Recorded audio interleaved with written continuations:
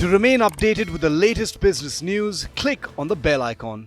Kamal, what a disappointing phase for the industry. Just as it was getting back on its feet, we've got another set of restrictions coming in, and you've actually taken a strong stand against this. Share with us what you've laid out as an association, to the authorities. Sure, Abba. We met with the Honorable Deputy Chief Minister of Delhi today in the morning. We highlighted the adverse economic situation which is being faced by the cinema exhibition business, but also the film business on the whole. And that's a result of multiple lockdowns that we've had since March 2020.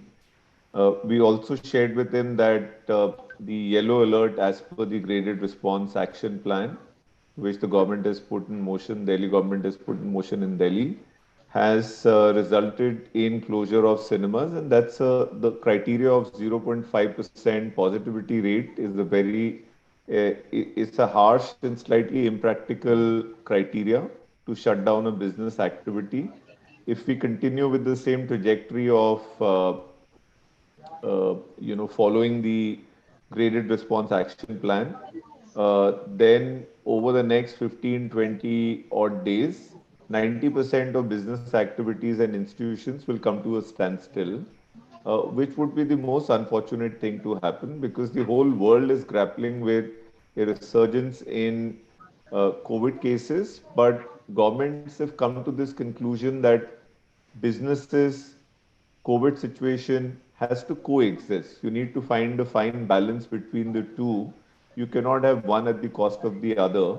So that's the point that we shared with him. But we also brought to his attention that in this particular case, specifically in Delhi, cinemas are not getting a fair and equal treatment as compared to the other out-of-home activities, which continue to operate with business as usual. And this with the backdrop of cinemas having already demonstrated an ability to operate safely for public and employees. Our ventilation systems have been enhanced. We've got enhanced hygiene, safety protocols, which have gone beyond the guidelines which have been advised by the government.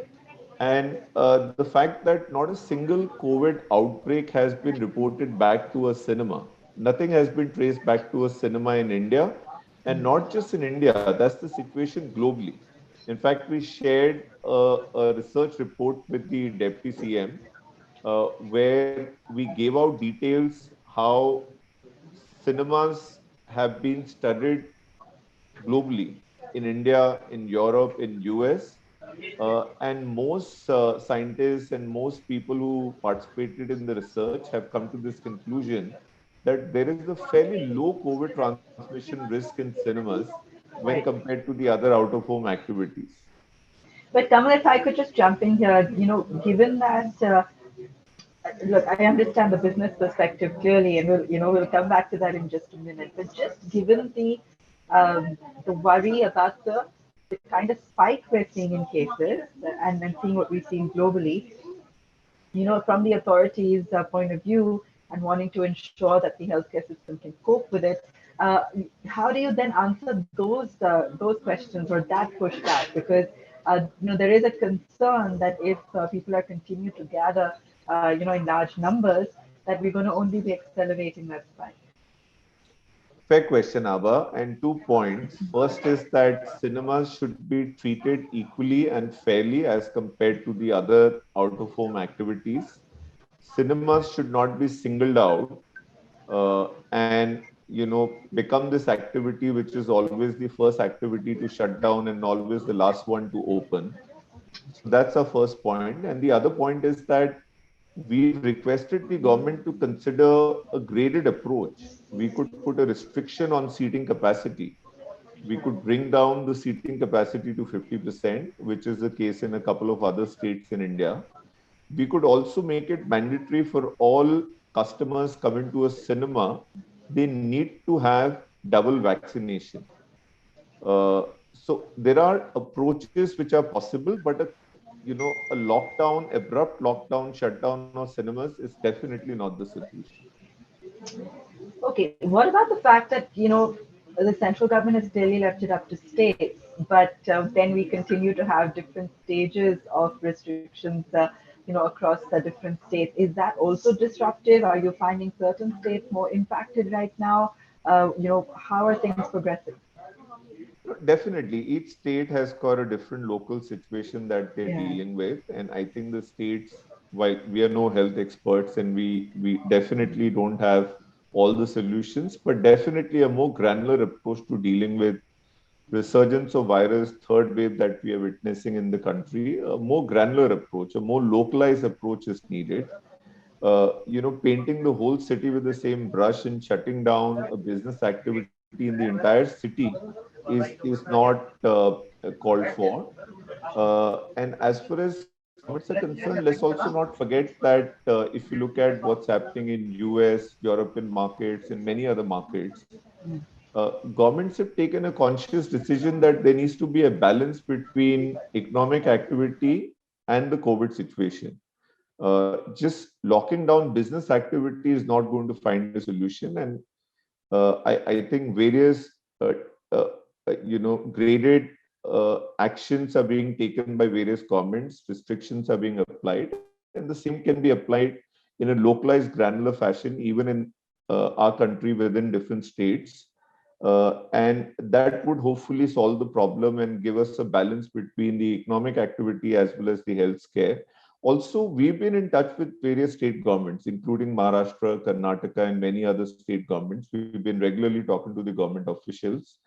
We are getting a lot of comfort because the officials and the government machinery is being quite receptive to our point of view. Also, we are finding that states are a lot more prepared as compared to the second wave. States are a lot more prepared to deal with any increase in number of cases, and hence we feel fairly confident that a similar action will not be taken in other states.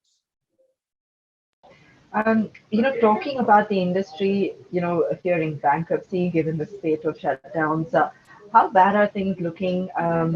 We haven't yet seen any massive kind of, uh, sort of distressed sales or shutdowns that one would have anticipated, in the industry. If anything, we've actually seen new launches. So, help us understand better, where perhaps we're at, when it comes to the multiplex industry. I think the last 18, 19 months, without doubt, has been an unprecedented phase for the business. No contingency plan, no business can ever prepare for this sort of a situation. Uh, Almost zero revenue or meager revenue in 18, 19 months. Definitely, the business was not prepared to deal with this blow. But the good news is that cinema exhibition business, not just in India, but globally, has managed to get to the other side of the crisis.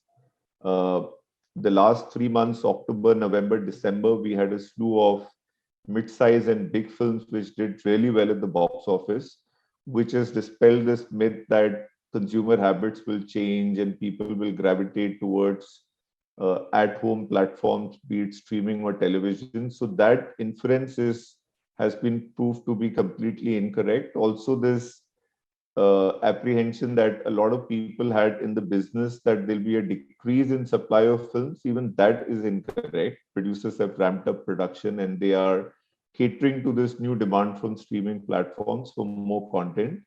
So I think the future is extremely positive. There is absolutely no doubt that big screen is here to stay, and it will not just survive this crisis and get to the other side, but it will actually thrive from there on. Because the kind of resilience and robustness that the business has shown, we are absolutely proud of what the industry has managed to achieve in the last 18, 19 months. Something to look back, and I think a lot of learnings. And clearly, the big screen is here to stay. It's definitely back. If you were to go by the box office numbers in October, November, December, is what I like to share. So it's a bit of both. It's a bit of a negative feeling, but also a lot of positive takeaways.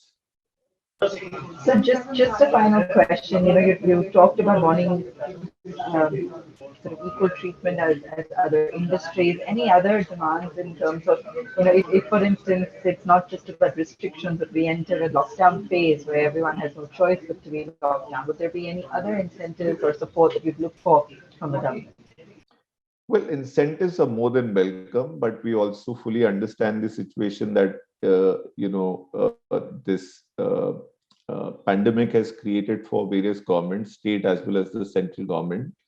Government gave us a lot of ease in terms of liquidity, and like many other businesses, we also benefited from it.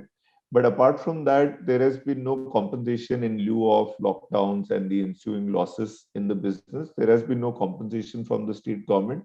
But at this point, frankly, the number one and the big support that we need from the government is that we should be permitted to operate. Like all other businesses, we should be allowed to continue. I think that much of support will go a long way in ensuring that the industry is able to survive this crisis and also continue to operate and meet its expenses. Fantastic. Kamal, thank you so much for joining us, and wish you all the best in these trying times. Have a lovely end to the year. Thank you. If you like the video, do like, comment, share and subscribe.